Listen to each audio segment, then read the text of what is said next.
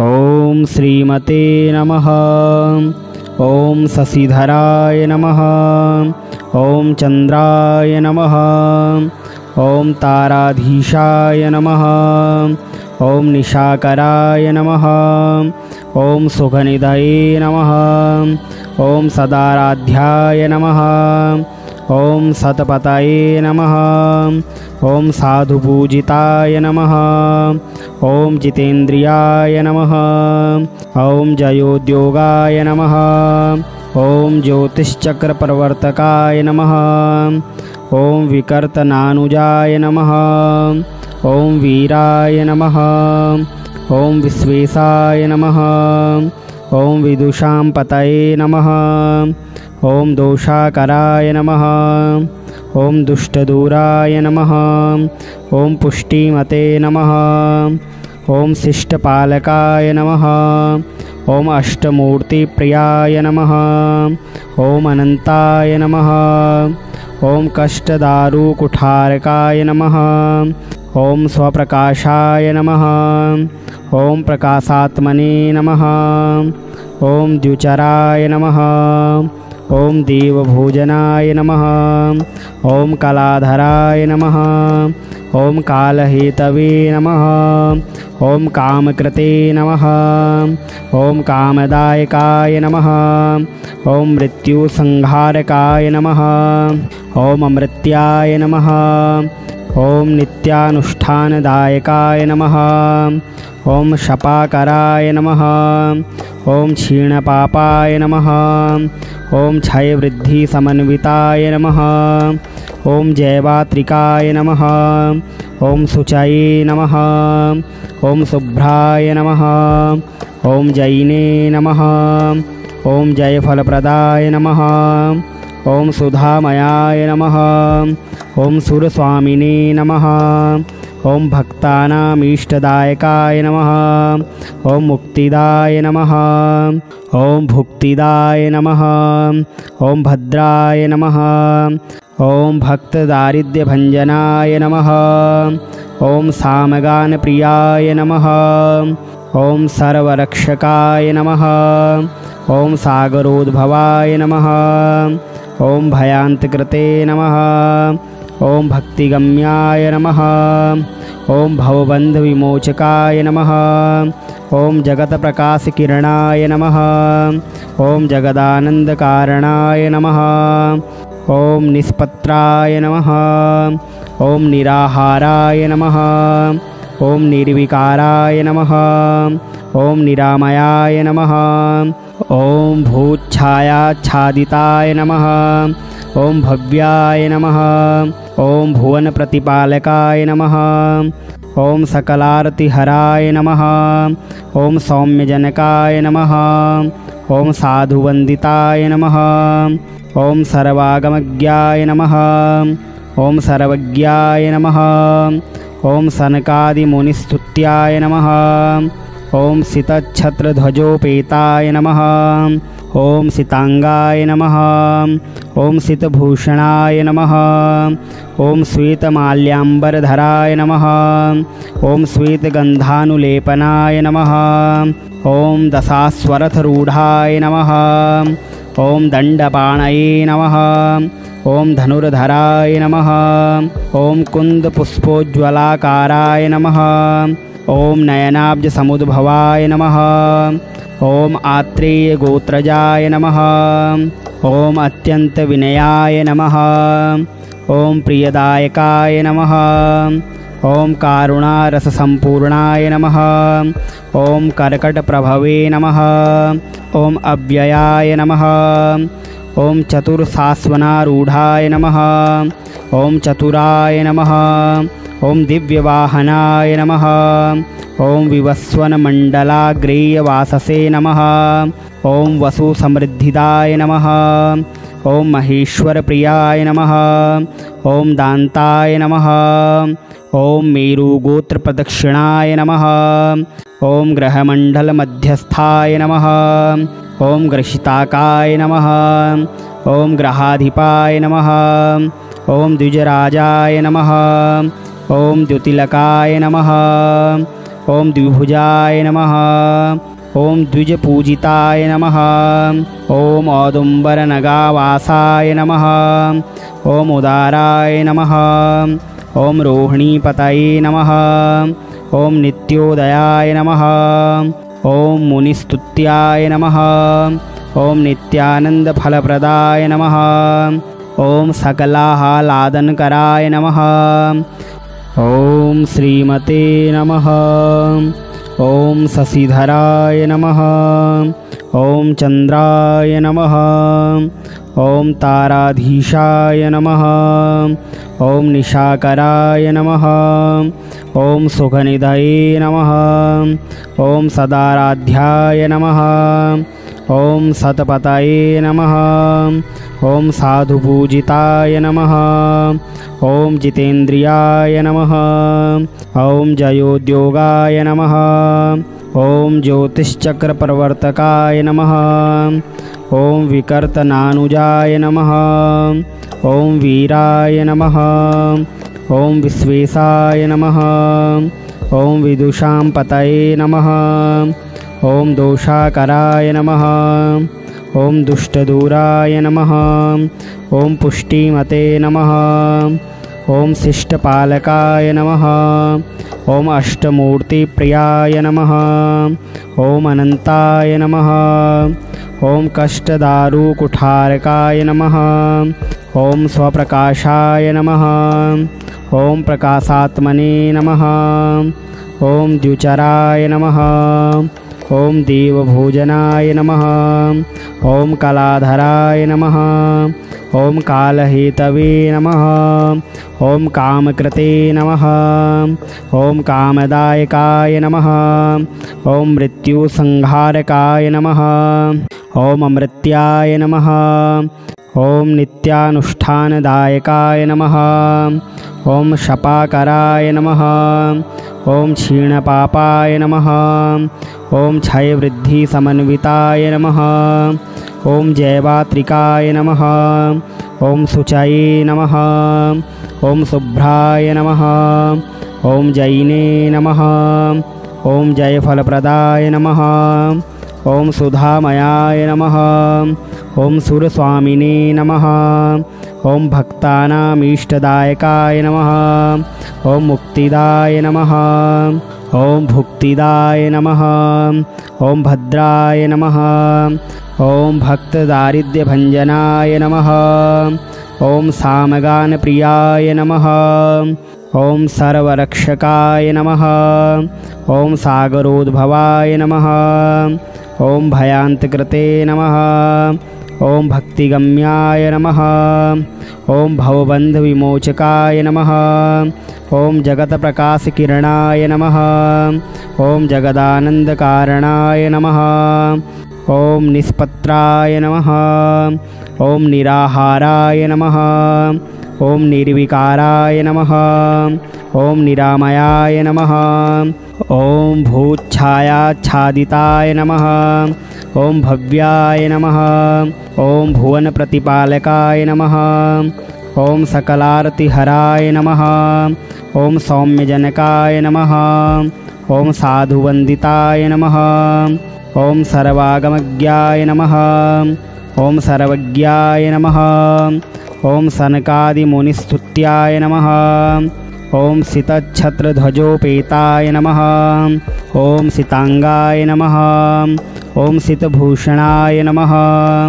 ॐ श्वेतमाल्याम्बरधराय नमः।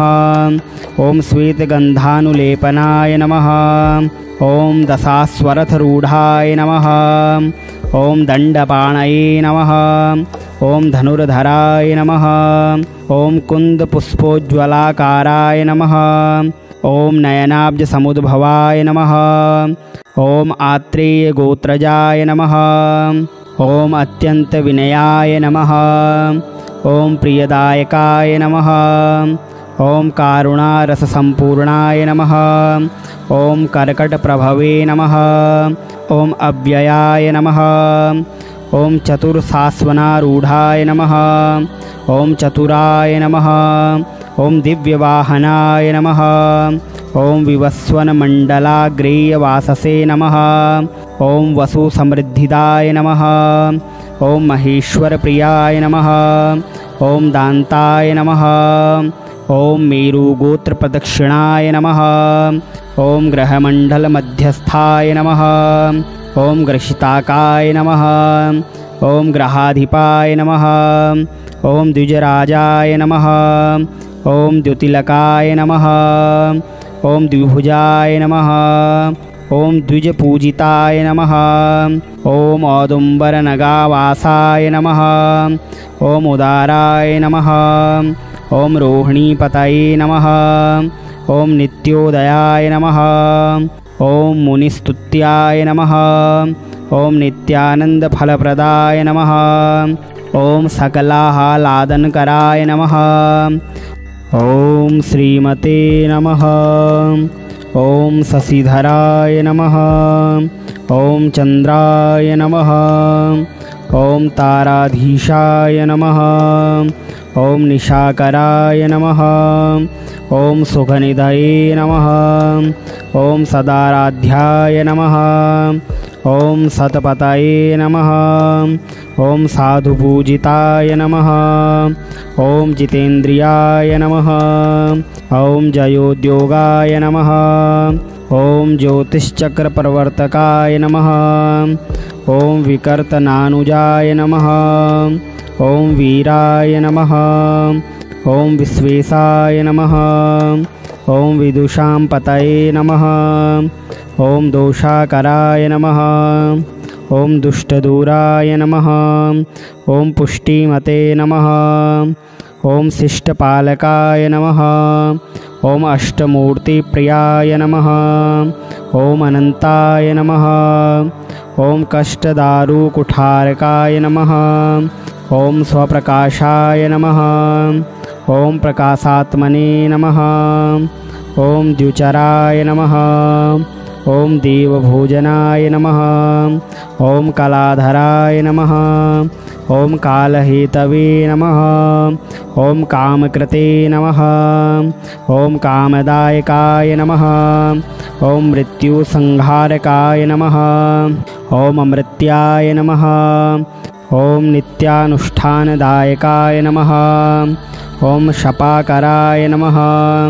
ॐ क्षीणपापाय नमः।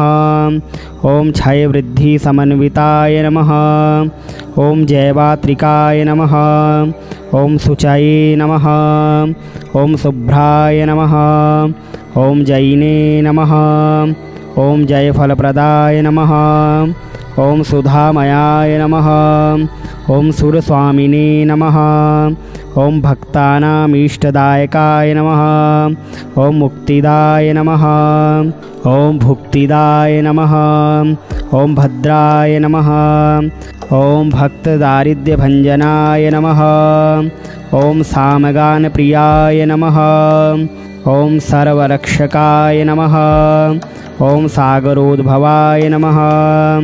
ॐ भयान्तकृते नमः। ॐ भक्तिगम्याय नमः। ॐ भवबन्धविमोचकाय नमः। ॐ जगत्प्रकाशकिरणाय नमः। ॐ जगदानन्दकारणाय नमः। ॐ निष्पत्राय नमः। ॐ निराहाराय नमः। ॐ निर्विकाराय नमः। ॐ निरामयाय नमः। ॐ भूच्छायाच्छादिताय नमः। ॐ भव्याय नमः।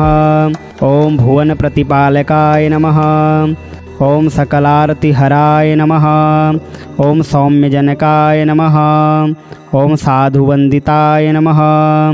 ॐ सर्वागमज्ञाय नमः। ॐ सर्वज्ञाय नमः। ॐ सनकादिमुनिस्तुत्याय नमः। ॐ सितच्छत्रध्वजोपेताय नमः। ॐ सितांगाय नमः। ॐ सितभूषणाय नमः। ॐ श्वेतमाल्याम्बरधराय नमः। ॐ श्वेतगन्धानुलेपनाय नमः। ॐ दशाश्वरथरूढाय नमः। ॐ दण्डपाणये नमः। ॐ धनुर्धराय नमः। ॐ कुन्दपुष्पोज्ज्वलाकाराय नमः। ॐ नयनाब्जसमुद्भवाय नमः। ॐ आत्रेयगोत्रजाय नमः। ॐ अत्यन्तविनयाय नमः। ॐ प्रियदायकाय नमः। ॐ कारुणारससम्पूर्णाय नमः। ॐ कर्कटप्रभवे नमः। ॐ अव्ययाय नमः। ॐ चतुर्सास्वनारूढाय नमः। ॐ चतुराय नमः। ॐ दिव्यवाहनाय नमः। ॐ विवस्वनमण्डलाग्रेयवाससे नमः।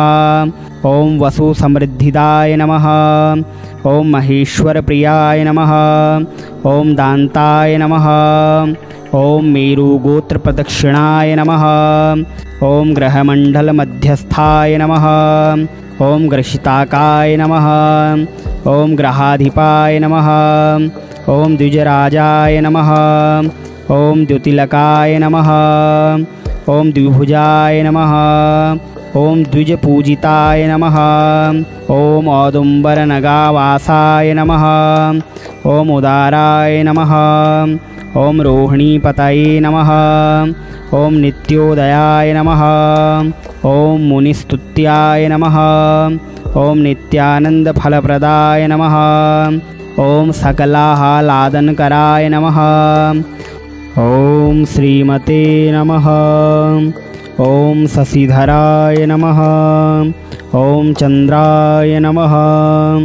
ॐ ताराधीशाय नमः। ॐ निशाकराय नमः। ॐ सुखनिधये नमः। ॐ सदाराध्याय नमः। ॐ सतपतये नमः। ॐ साधुपूजिताय नमः। ॐ जितेन्द्रियाय नमः। ॐ जयोद्योगाय नमः। ॐ ज्योतिश्चक्रप्रवर्तकाय नमः। ॐ विकर्तनानुजाय नमः। ॐ वीराय नमः। ॐ विश्वेशाय नमः। ॐ विदुषां पतये नमः। ॐ दोषाकराय नमः। ॐ दुष्टदूराय नमः। ॐ पुष्टिमते नमः। ॐ शिष्टपालकाय नमः। ॐ अष्टमूर्तिप्रियाय नमः। ॐ अनन्ताय नमः। ॐ कष्टदारुकुठारकाय नमः। ॐ स्वप्रकाशाय नमः। ॐ प्रकाशात्मने नमः। ॐ द्युचराय नमः। ॐ देवभोजनाय नमः। ॐ कलाधराय नमः। ॐ कालहेतवे नमः। ॐ कामकृते नमः। ॐ कामदायकाय नमः। ॐ मृत्युसंहारकाय नमः। ॐ अमृत्याय नमः। ॐ नित्यानुष्ठानदायकाय नमः। ॐ शपाकराय नमः। ॐ क्षीणपापाय नमः। ॐ क्षयवृद्धिसमन्विताय नमः। ॐ जयवात्रिकाय नमः। ॐ शुचये नमः। ॐ शुभ्राय नमः। ॐ जयिने नमः। ॐ जयफलप्रदाय नमः। ॐ सुधामयाय नमः। ॐ सुरस्वामिने नमः। ॐ भक्तानामीष्टदायकाय नमः। ॐ मुक्तिदाय नमः। ॐ भुक्तिदाय नमः। ॐ भद्राय नमः। ॐ भक्तदारिद्र्यभञ्जनाय नमः। ॐ सामगानप्रियाय नमः। ॐ सर्वरक्षकाय नमः। ॐ सागरोद्भवाय नमः। ॐ भयान्तकृते नमः। ॐ भक्तिगम्याय नमः। ॐ भवबन्धविमोचकाय नमः। ॐ जगत्प्रकाशकिरणाय नमः। ॐ जगदानन्दकारणाय नमः। ॐ निष्पत्राय नमः। ॐ निराहाराय नमः। ॐ निर्विकाराय नमः। ॐ निरामयाय नमः। ॐ भूच्छायाच्छादिताय नमः। ॐ भव्याय नमः। ॐ भुवनप्रतिपालकाय नमः। ॐ सकलारतिहराय नमः। ॐ सौम्यजनकाय नमः। ॐ साधुवन्दिताय नमः। ॐ सर्वागमज्ञाय नमः। ॐ सर्वज्ञाय नमः। ॐ सनकादिमुनिस्तुत्याय नमः। ॐ सितच्छत्रध्वजोपेताय नमः। ॐ सिताङ्गाय नमः। ॐ सितभूषणाय नमः। ॐ श्वेतमाल्याम्बरधराय नमः। ॐ श्वेतगन्धानुलेपनाय नमः। ॐ दशाश्वरथरूढाय नमः। ॐ दण्डपाणये नमः। ॐ धनुर्धराय नमः। ॐ कुन्दपुष्पोज्ज्वलाकाराय नमः। ॐ नयनाब्जसमुद्भवाय नमः। ॐ आत्रेयगोत्रजाय नमः। ॐ अत्यन्तविनयाय नमः। ॐ प्रियदायकाय नमः। ॐ कारुणारससम्पूर्णाय नमः। ॐ कर्कटप्रभवे नमः। ॐ अव्ययाय नमः। ॐ चतुर्शाश्वनारूढाय नमः। ॐ चतुराय नमः। ॐ दिव्यवाहनाय नमः। ॐ विवस्वनमण्डलाग्रेयवाससे नमः। ॐ वसुसमृद्धिदाय नमः। ॐ महेश्वरप्रियाय नमः। ॐ दान्ताय नमः। ॐ मेरुगोत्रप्रदक्षिणाय नमः। ॐ ग्रहमण्डलमध्यस्थाय नमः। ॐ ग्रशिताकाय नमः। ॐ ग्रहाधिपाय नमः। ॐ द्विजराजाय नमः। ॐ द्युतिलकाय नमः। ॐ द्विभुजाय नमः। ॐ द्विजपूजिताय नमः। ॐ औदुम्बरनगावासाय नमः। ॐ उदाराय नमः। ॐ रोहिणीपतये नमः। ॐ नित्योदयाय नमः। ॐ मुनिस्तुत्याय नमः। ॐ नित्यानन्दफलप्रदाय नमः। ॐ सकलाह्लादनकराय नमः।